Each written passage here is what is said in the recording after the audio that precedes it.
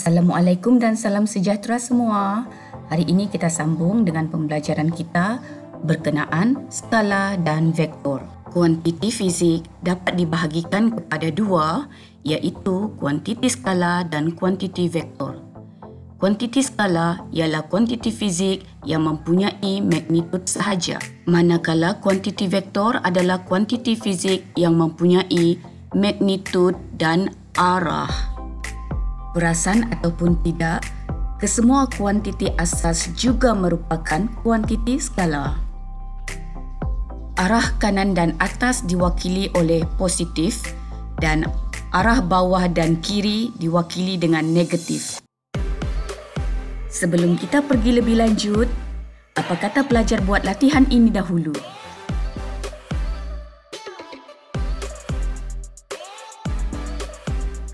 Perwakilan vektor. Ada banyak cara penulisan untuk mewakili vektor.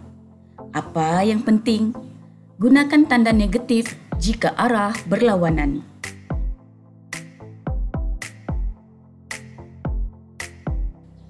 Paduan vektor.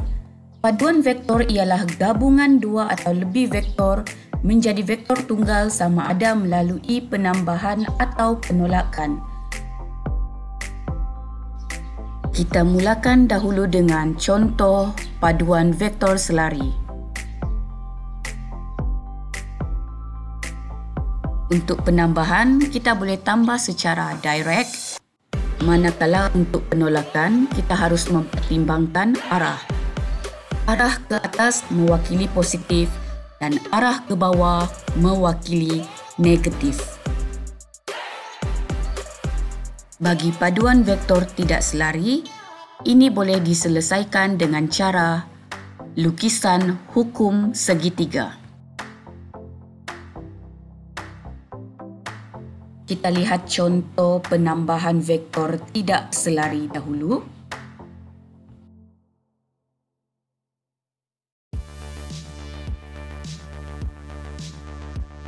Vektor paduan diperolehi dengan melukiskan garis bermula daripada titik mula ke titik akhir. Yang ini pelajar kena cuba buat dulu.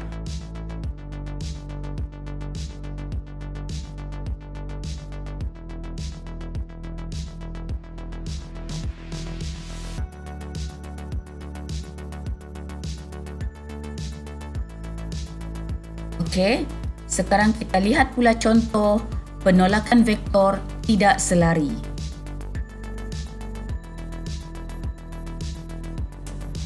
Untuk contoh pertama, perhatikan arah negatif B. Vektor paduan diperolehi dengan melukiskan garis dari titik mula ke titik akhir. Untuk contoh 2, perhatikan pula arah negatif A. Menggunakan kaedah yang sama, kita boleh mendapatkan vektor paduan bagi penolakan vektor. Yang ni pelajar kena cuba buat.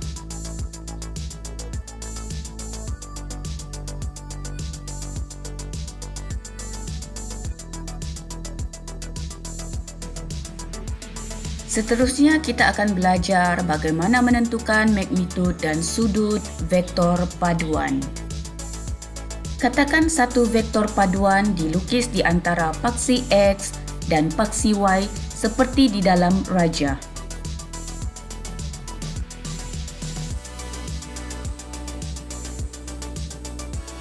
Garis biru mewakili garis daya pada paksi Y, manakala garis ungu mewakili daya pada paksi X. Dan vektor paduan itu membentuk suatu sudut yang diwakili oleh simbol theta. Sisi yang bertentang dengan sudut diwakili dengan A. Sisi yang bersebelahan dengan sudut pula diwakili dengan B. C pula merupakan sisi yang bertentangan dengan sudut 90 darjah dan ianya merupakan sisi terpanjang dalam segitiga. C ataupun magnitud vektor paduan ini boleh ditentukan menggunakan teorem Pythagoras. Bagaimana pula untuk menentukan sudut vektor paduan? Sudut vektor paduan ditentukan menggunakan rumus theta sama dengan shiftan A per B. Kita lihat contoh dulu. Eric mendaki 11 km ke utara dan kemudian berjalan 12 km ke timur. Tentukan magnitud dan sudut vektor paduan sasaran Eric. Pertama sekali, lukiskan rajah mengikut hukum segitiga. Tentukan R mengikut rumus teorem Pythagoras dan sudut ditentukan menggunakan rumus shiftan A per B.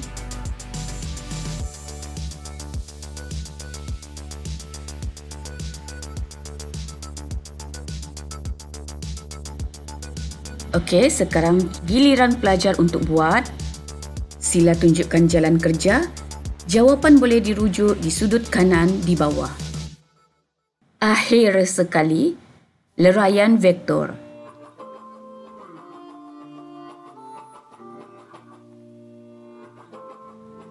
Kali ini kita akan meleraikan vektor paduan kepada komponen X dan komponen Y. Vektor pada komponen Y boleh dikira menggunakan rumus R darab sin theta, manakala daya pada komponen X boleh dikira menggunakan rumus R cos theta. Seperti biasa, kita lihat contoh dahulu.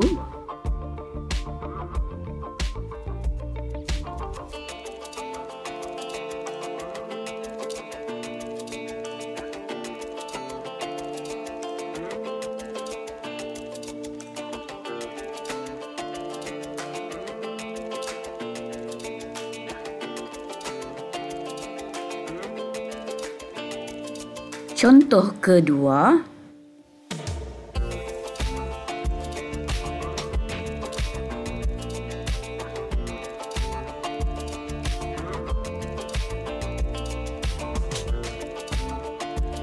pada sukuan kedua, hanya sin sahaja yang bernilai positif, manakala cos dan tan bernilai negatif.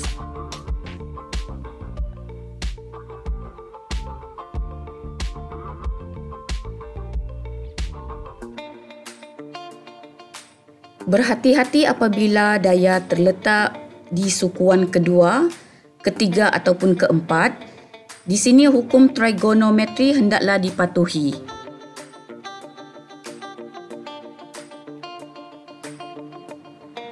Okey, ada 5 soalan yang cikgu tinggalkan untuk pelajar buat. Sila buat, tunjukkan jalan kerja. Jawapan boleh dirujuk pada sudut kanan di sebelah bawah.